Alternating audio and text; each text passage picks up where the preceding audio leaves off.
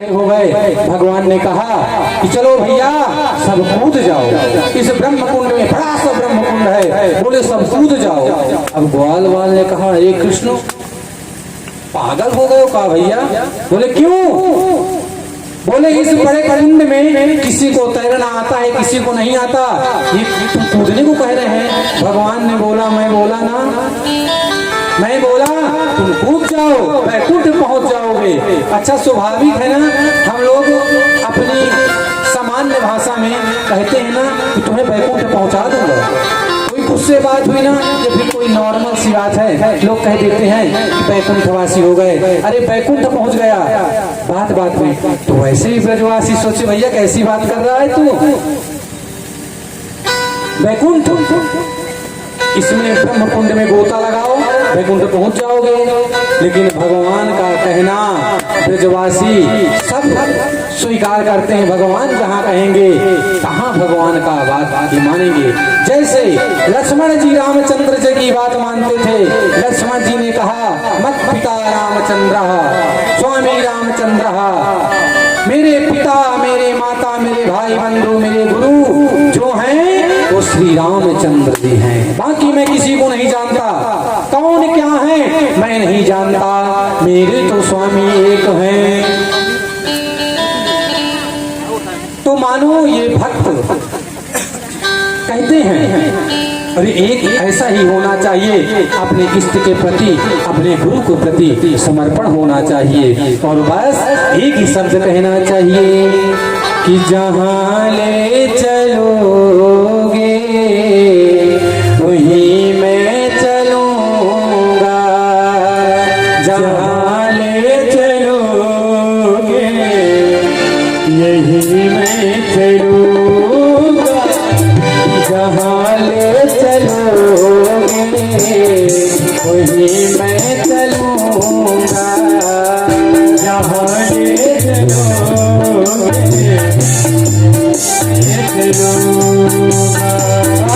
जहाँ नाथ रख लोगे, जहाँ नाथ रख लोगे वहीं मैं रहूँगा, जहाँ ले चलोगे वहीं मैं चलूँगा, जहाँ नाथ रख लोगे, जहाँ नाथ रख लोगे वहीं मैं रहूँगा,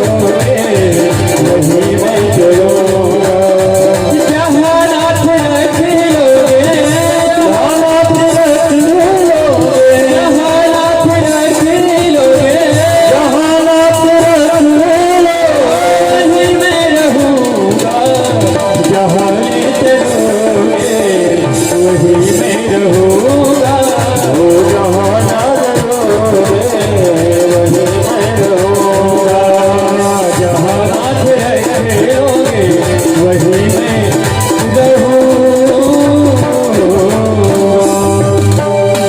बोले शिवलाल के बिहारीला तो जहाँ ले चलोगे वही मैं चलूं, जहाँ नाथ रख लोगे, जहाँ नाथ रख लोगे वही मैं रहूँगा, जहाँ ले चलोगे वही मैं चलूँगा। अपने इष्ट से, अपने भगवान से यही प्रार्थना करनी चाहिए, यही समर्पण होना चाहिए कि जहाँ ले चलोगे वही मैं चलूंगा। भगवान ने कहा वैकुंठ देखना है ना, ग्वाल बाल बोले हाँ हाँ, कूद जाओ उस ब्रह्मकुंड में। कूद गए उस ब्रह्मकुंड में, और जैसे ही कूदे ब्रह्मकुंड में वैसे कहाँ पहुंच गए, वैकुंठ में।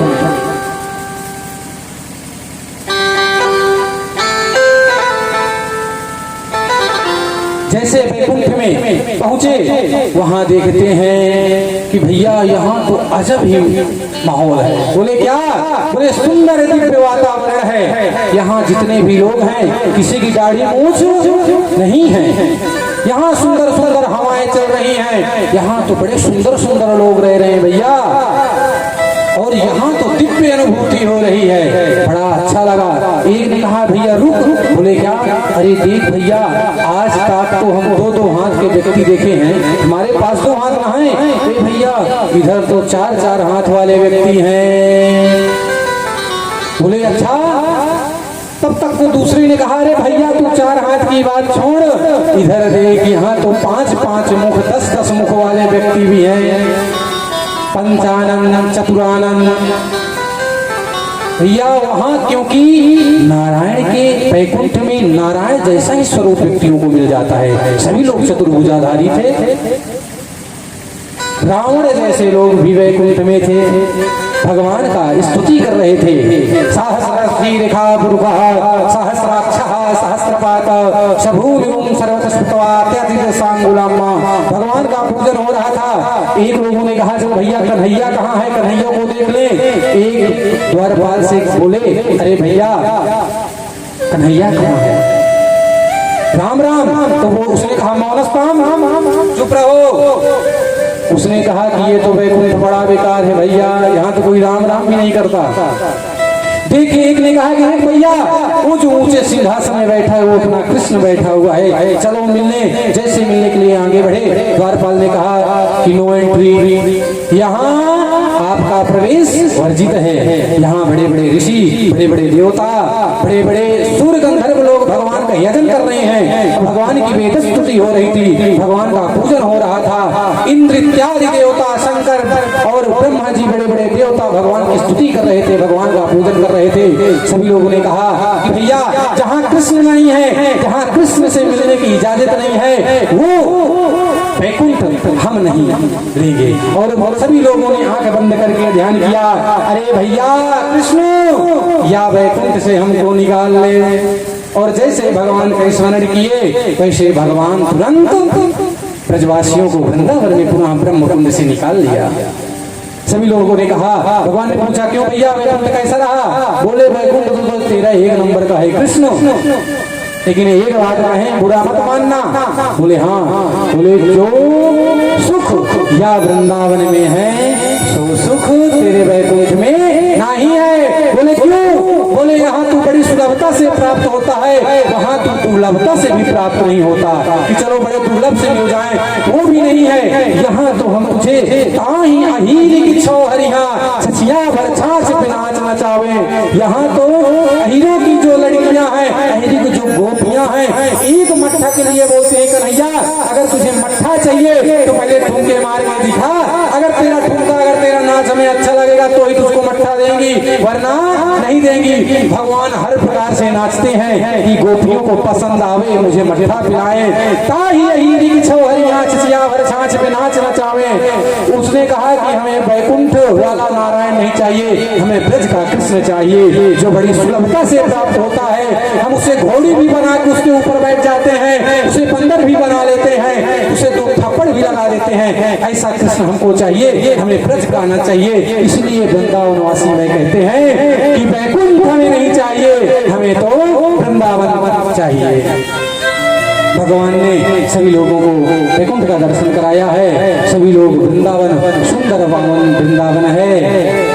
और इसके बाद भगवान वो सुंदर शरद पूर्णिमा का ऋतु है, शरद पूर्णिमा की ऋतु आई है कि भगवान पिता रात्रि शरदोत्फुल्ल मल्लिका विक्षरन्तु मनश्चक्रे योग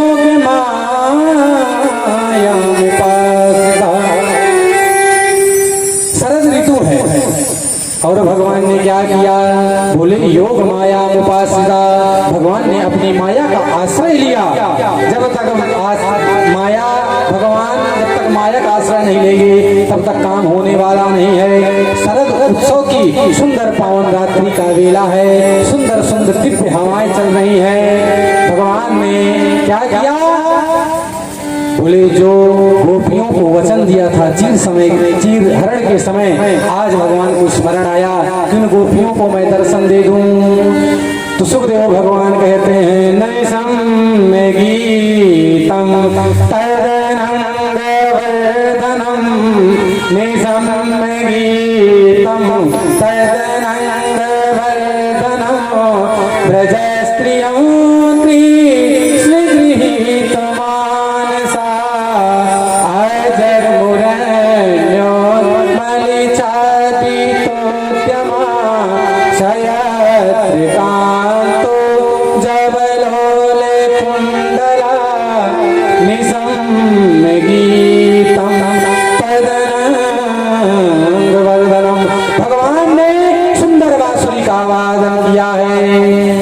भगवान की सुंदर बांसुरी बजी है यार, भगवान की सुंदर बांसुरी बजी है। और कहते हैं सुखदेव जी कहते हैं कि भगवान की 2 बार बांसुरी बजी हुई है। कब कब? सुखदेव भगवान जी कहते हैं कि तुम राजा सर्वभूत मनोहरम। एक बार भगवान की बंसी बजी है ना, समस्त प्राणी मात्र को सुनाई दिया है। अब दूसरी बार बांसी बजी है तो उन्हीं गोपियों को सुनाई दिया है जिनके भगवान ने चीर हरण किया है। भगवान ने जिनका चीर हरण किया है, मतलब चीर हरण मतलब माया। भगवान ने जिनका माया का हरण किया है उनको ही बंसी सुनाई दी। सुखदेव भगवान कहते हैं जो जिस अवस्था में थी गोपी उस अवस्था में भाग चली। बोले कैसे थी? बोले एक एक लीप रही थी। लीपना मतलब सुखदेव जी अपनी भाषा में कहते हैं वो मेकअप कर रही थी, अपने को सजा रही थी, सोलह श्रृंगार कर रही थी। लेकिन जैसे ही बंसी की ध्वनि कान में सुनाई दी तो एक आंख में काजल लगा है, दूसरे में लगाना भूल गई, चल गई। एक हलवा बना रही थी तो जैसे बंसी की धुन सुनाई दी वैसे हाथ में करछुल लेके ही चल दी। एक अपने पति को भोजन दे रही थी, उसने मांगा कि भैया तुम नमक दे दो, बंसी की आवाज सुनी तो शक्कर दे के चली आई। मतलब जो जैसी स्थिति में थी उस स्थिति को छोड़कर चली आई। भगवान के पास ज्यादा इस समास विधि से कथा कर रहे हैं ताकि पूरी कथा हो जाए। आज रुक्मिणी विवाह है, उसमें भी समय लगेगा, इसलिए थोड़ा सा क्रम को बढ़ाते हुए ज्यादा विस्तार न करते हुए समास विधि से कथा करते हुए हम लोग सभी लोग श्रवण करते हुए चलेंगे। जैसे गोपियां सब काम छोड़ के आई, एक गोपी के पति एक गोपी को बंद कर दिया। कहाँ जा रही है? रात का समय है, जब मन पड़ा तब चल दी, क्योंकि सबको बंसी नहीं सुनाई दे रही थी, बंसी उसी को सुनाई दी है जिसका भगवान ने चीर हरण मतलब माया। अगर जीव के परमात्मा के बीच जो माया है वो हट जाएगा तो जीव परमात्मा से मिल जाएगा। भगवान ने उस गोपी को पति ने बंद कर दिया। कहती है नहीं जाना, कहाँ जा रही है बार बार। उस पति ने ताला लगा दिया। अब वो अंदर कमरे में बंद है, वो बाहर जा नहीं सकती। तो जब बाहर नहीं जा सकती तो इतना उसकी स्थिति गंभीर थी, इतनी ऊंची समाधि थी, उसने कहा ये शरीर का मेरे कोई मतलब नहीं है, अगर कृष्ण से नहीं मिली तो ये शरीर बेकार है। उसे बैठे बैठे समाधि लगाई और अपने सूक्ष्म शरीर, अपना वो शरीर वहीं प्राण त्याग दी और अपने आत्मा से कृष्ण के पास आगे पहुंच गई। परीक्षित बोले भगवान क्या इतनी भयंकर समाधि थी, ये स्थिति थी? बोले हाँ ये स्थिति थी। ये कोई गोपियां साधारण गोपियां नहीं है, दंडकारण्य के ये संत महात्मा है। जब राम जी वनवास में जा रहे थे, सभी संतों ने सोचा कितने सुंदर है राम जी, कितना सुंदर स्वरूप है भगवान का, काश भगवान का दर्शन हो जाता, भगवान को हम भी हृदय लगा लेते। भगवान ने सबकी अभिलाषा पूर्ण की, कोई बात नहीं, मैं त्रेता युग में कृष्ण बन के आऊंगा, जिनकी अभिलाषा हो मुझसे मिलने की, सभी लोग गोपी बन के आओ, सभी लोगों को मैं हृदय से लगाऊंगा। आज भगवान वही प्रतिज्ञा पूरी की है। भगवान ने जैसे गोपियां सब पहुंची, भगवान ने कहा कि स्वागतम हो महाभाग, प्रिय क्यों करवाणि वह ब्रजस्थानामयं कश्चित् ब्रूतागमन कारणम्। भगवान कहते हैं कि आओ देवियों, स्वागत है आपका, बहुत सुंदर हुआ। लेकिन दूसरे शब्द कहते हैं कि क्या कारण है, ब्रूतागमन कारणम, किस कारण से तुम आई? अब भैया गोपियां तो एक दूसरे का मुंह देखने लगी, बंसी बजा के बुलाया है और कहते हैं कि क्यों आई हो? अब हमें कोई निमंत्रण दे फिर कह दे कि भैया क्यों आए हो। अब जैसे हम यहाँ कथा के लिए आमंत्रित हैं, द्वारे में पहुंचे तो मिश्रा जी अब बोल दें पंडित जी आप क्यों आए हो, तो मैं क्या आपसे बोलूंगा कि भैया आपने बुलाया, आप भी पूछ रहे हो क्यों आए हो। तो उन्होंने कहा कि भैया भूतागमन कारणम, कारण क्या है आने का। तो सभी गोपियां कहती हैं कि कृष्ण अब हम क्या बताएं। भगवान ने कहा शायद तुम ये शरद की सुंदर पावन रात्रि है तो शायद देखने आ गई हो। गोपियों ने कहा नहीं, वो भी देखने नहीं आए। बोले तुम फूल देखने आई होगी, रात की चांदनी देखने आई होगी। बोले नहीं। बोले तुम पति से झगड़ा हो गया इसलिए तुम आई हो। बोले नहीं, ये बात भी नहीं है। बोले तो फिर क्यों आई हो? अगर पति से झगड़ा नहीं हुआ है तो तुम शायद रूठ के घर से आ गई हो पति से। बोले नहीं, ऐसा भी नहीं है। भगवान ने यहाँ स्त्री धर्म बताया है कि देखिए भैया, कैसा भी पति हो, वृद्ध हो, जड़ हो, भाग्यहीन हो, कैसा भी पति हो, कभी पति त्याग नहीं करना चाहिए। पति की सेवा करो। वो पत्नी ही क्या जो अपने, मैं ऐसे ही बोल रहा था तो एक पढ़ी लिखी मैडम थी, खड़ी हो गई, बेंगलोर की बात है, पढ़ी लिखी। महाराज जी आप तो गलत बोल रहे हैं। कहा क्या गलत बोला? बोले कि ये है कि आप बोल रहे हैं कैसा भी पति हो, मारता हो, प्रताड़ित करता हो, शराब पीता हो तो फिर भी उसका सहयोग करना चाहिए। मैंने कहा हाँ करना चाहिए। तुम पत्नी ही किस काम की अगर पति का दुर्व्यसन ना तुम छुड़ा पाई और तुम पति को सह ना पाई। अरे पत्नी वही है जो अपने पति को पतन से बचाए, वही पत्नी है। अरे कैसी पत्नी हो, अपने पति को समझाओ, एक दिन जरूर बात मानेगा। भगवान ने कहा देखो पति व्रता में इतना महत्वपूर्ण, इतना वो समाधि की स्थिति है, वो इतना पावर है, इतना योग है कि अगर कोई सती सावित्री जैसी हो जाए ना तो सत्यवान को सावित्री जी ने यमराज के मुख से पकड़ लाया। इसलिए पतिव्रता थी। अनसुईया ने, माता अनसुईया ने तीनों देवों को क्या बनाया? माता अनसुईया ने डाल दियो पालना, तीन देव झूल रहे बन करके लालना। ये पतिव्रता है। इतनी पतिव्रता थी कि तीनों देवताओं को ही बालक बना दिया। ये होता है पति धर्म। अगर पतियों को भी चाहिए पत्नियों की सेवा करें भैया, उनकी बात माने, क्योंकि पत्नी की सेवा करने से, पत्नी को खुश रखने से शुक्र, जो ग्रह शुक्र है वो मजबूत होता है। इसलिए अगर हम अगर पत्नी को अपने सुखी नहीं रखेंगे तो घर में कभी शांति और सुख नहीं आ सकता। तो भगवान ने कहा पतियों की सेवा करनी चाहिए। तुम गलत आई हो, अर्धरात्रि में नहीं आना चाहिए। गोपी ने कहा कि भगवान इस प्रकार यहाँ प्रणय गीत है, गोपी एक गीत है प्रणय गीत, उस प्रणय गीत के माध्यम से गोपियाँ कहती हैं भगवान हमें इस प्रकार न ठुकराओ, हम आपकी भक्त हैं, हमें आप अपने चरणों से लगा लो। भगवान ने कहा ठीक है। जब विशेष प्रार्थना हुई गोपियों के तब भगवान ने कहा ठीक है, आओ गोपियों अब मैं तुम्हारे साथ रास रचूंगा। और भगवान ने सुंदर बाहु प्रसार परिरंभो, भगवान ने सुंदर वक्षस्थल बढ़ाया, आओ गोपियों तुम्हारे साथ मैं रास रचूंगा। ये रास क्या है? बोले रास ऐसा वैसा नहीं है,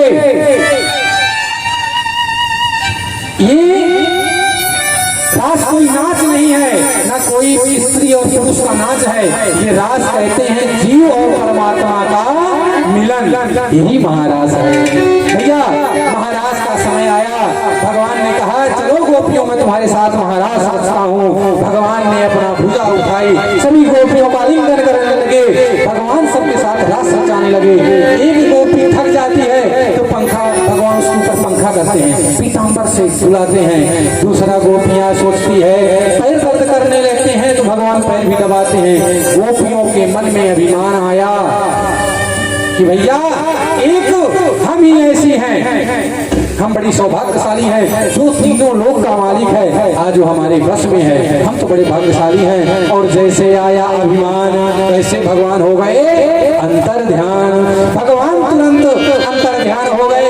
एक गोपी को मान आया, मान मतलब हमेशा प्रेम में लड़ाई झगड़ा होता रहता है, रूठना और मनाना लगा रहता है, तो मान तो अच्छा है लेकिन अभिमान नहीं अच्छा है। तो भगवान ने कहा सब गोपियों के अंदर अभिमान आया है तो अंतर ध्यान हो गए।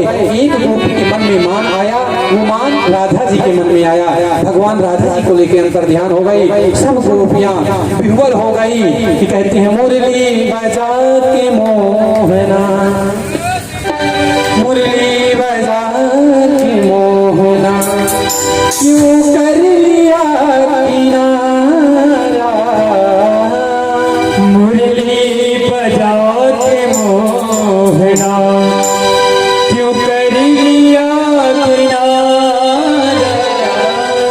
अपनों से हाय कैसा, अपनों से हाय कैसा, जो हाल है तुम्हारा, अपनों से हाय कैसा, व्यवहार है तुम्हारा, भजा के मोहना मधुबन तुम्हें बताओ, मोहन कहाँ गया है, ओ मधुबन तुम्हें बताओ, मोहन कहाँ गया है,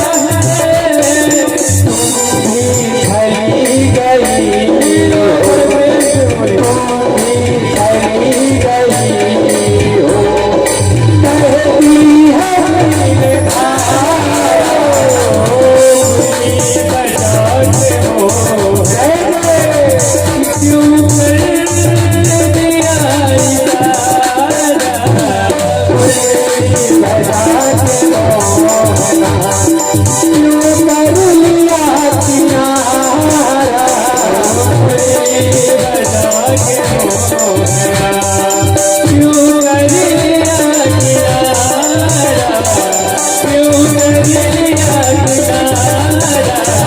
क्यों कर लिया किनारा, क्यों कर लिया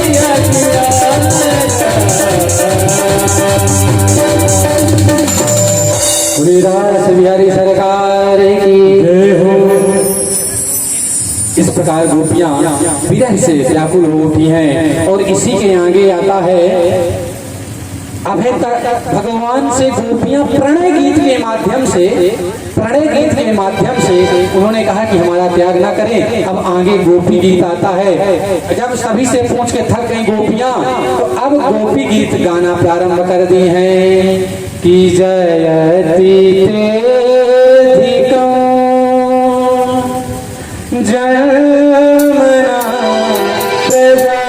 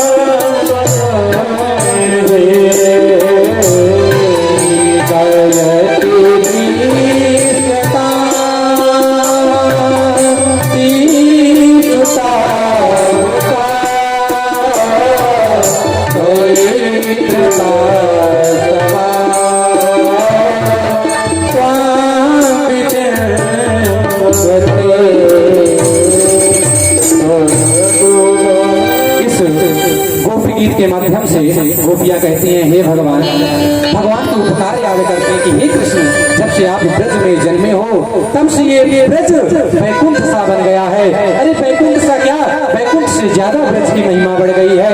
सास सवक्त्र ही कई दृश्यताम यहाँ तो लक्ष्मी जी भी वैकुंठ छोड़कर ब्रज में नाच रही हैं। अरे लोग वैकुंठ जाना पसंद नहीं करते, लोग वृंदावन आना पसंद करते हैं कि वृंदावन के दीवाने रोज लाखों आते हैं। अरे मिलना तो है मोहन से, मिलना तो है मोहन से।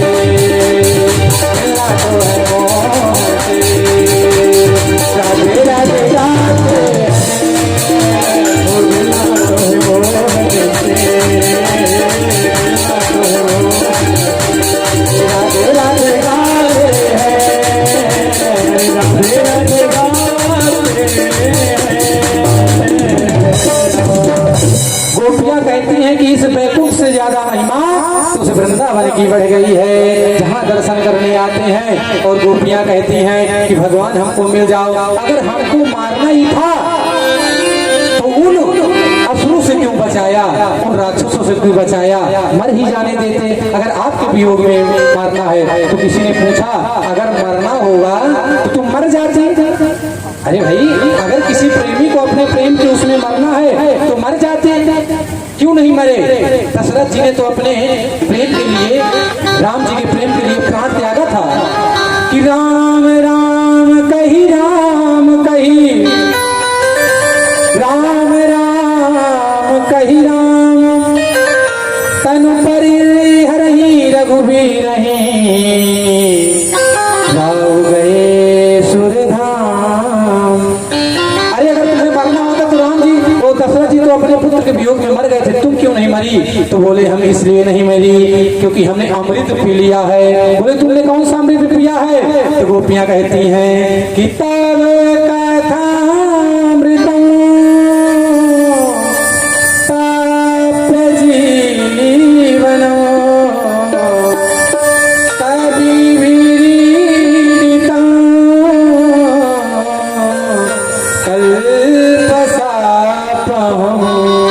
हे माधव, हे केशव, हम आपका कथा रूपी अमृत पान किए हैं, इसलिए हम अमृत है। आपका जो कथा है समस्त कलशों को मिटाने वाली है, समस्त पापों को मिटाने वाली है। हे केशव, आपने अपनी कथा से हमको अमृत प्रदान किया है। और भगवान जब इस प्रकार की गोपियों की व्यथा देखी तो गोपियां हर वन से पूछ रही थी, पेड़ से पूछ रही थी, जड़ से पूछ रही थी। गोपियों को ये भान नहीं था क्या जड़ है और क्या चेतन है। जैसे राम जी जब सीता जी का वनवास हुआ तो राम जी ठीक इसी प्रकार बोले।